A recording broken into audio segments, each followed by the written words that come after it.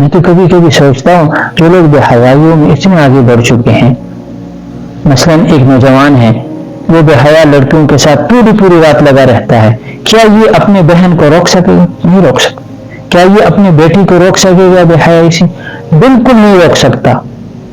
یہ اپنی اولاد کی تربیت کبھی نہیں کر سکتا دین کے مطابق، کیونکہ یہ خود بے حیا ہے۔ اس کی ساری ویڈیوز، اس کی باتیں اس کی بہن بھی سنتی ہیں، اس کی بیوی بھی سنتی ہیں، اس کے ماں باپ بچے بھی سنتے ہیں، تو کیا اثر ہوگا ان پر؟ یہ فکر کرنے کی بات ہے۔ ایک ایمان والا، ایک غیرت والا، ایک حیا والا اس کی فکر کرے گا کہ ہم تو مسلمان ہیں، ہم عزت دار ہیں، ہم حیادار ہیں، ہم تو ایمان والے ہیں، ہمیں وہ کام نہیں کرنا جس سے میرا رب ناراض ہو جاتا ہے، اس سے میری عزت ختم ہو جاتی ہے، جس سے میرے حیا ختم ہو جاتی ہے، ہم نے وہ کام نہیں کرنا۔ لیکن کوئی سننے والا نہیں۔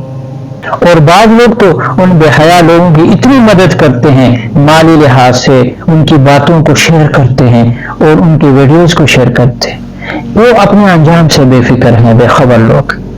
وہ یہ نہیں سوچتے کہ کل قیامت کے دن یہی لوگ مجھے گریبان سے پکڑ کر اللہ کے سامنے پیش کرتے اور اللہ سے کہیں گے، یا اللہ ہم بے حیائی میں مصروف، ہم برائیوں میں مصروف، اور یہ لوگ ہمارے مددگار تھے، یہ تو ہمارے ساتھ تھے، انہوں نے ہمیں روکا نہیں بلکہ ہماری مدد کی، بے حیائیوں میں برائیوں میں ہماری مدد کی، ہمیں کہتے رہے well done, very nice, very good, آپ لگے رہو، کیپ اٹ اپ، ہم آپ کے ساتھ ہیں۔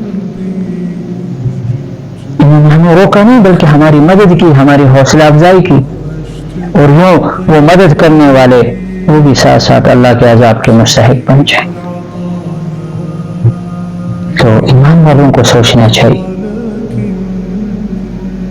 ایمان والی عورت یہ سوچے گی کہ سب سے زیادہ قیمتی چیز کیا ہے؟ حیا ہے، کیونکہ حیا ایمان ہے، الحیاء شعبۃ من الایمان، یہ تو ایمان کا حصہ ہے۔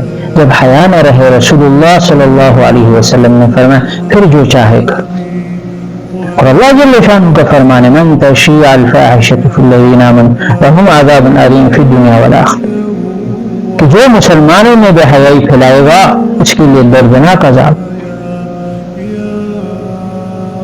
دنیا اور آخرت دونوں میں۔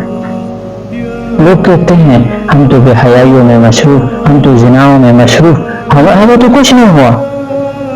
یہ تو اللہ پاک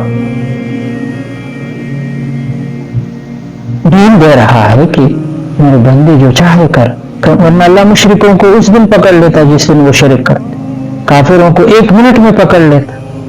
نہیں، اللہ نے ڈیل دیا ہے، کرو جو کرنا ہے کرو، لیکن قیامت کے دن پھر پکڑوں گا، پھر کوئی عذر نہیں ہوگا تمہارے پاس کہ ہم نے جیسا ہی گناہ کیا ہمیں عذاب مل گیا۔ نہیں، تجھے موقع دیا تھا توبہ کرنے کا، بدلنے کا، کہ تو اپنے آپ کو بدل لیتا، لیکن تو نے اپنے آپ کو نہیں بدلا، آج تم میرے پکڑ میں آ گئے ہو۔ تو خدا را سوچنا چاہیے، ایک مسلمان کو بے حیا کبھی نہیں ہونا چاہیے۔ اس سے پہلے کہ موت کے آتے ہی توبے کے دروازے بند، اعمال کے دروازے بند ہو جائے، ہمیں سوچنا چاہیے، ہمیں اپنا راستہ بدل لینا چاہیے، اللہ کی نافرمانی چھوڑ کر اور نبی صلی اللہ علیہ وسلم کے سنتوں کے مطابق زندگی گزارنی چاہیے۔ اللہ پاک ہم سب کو اس پر عمل کی توفیق دے۔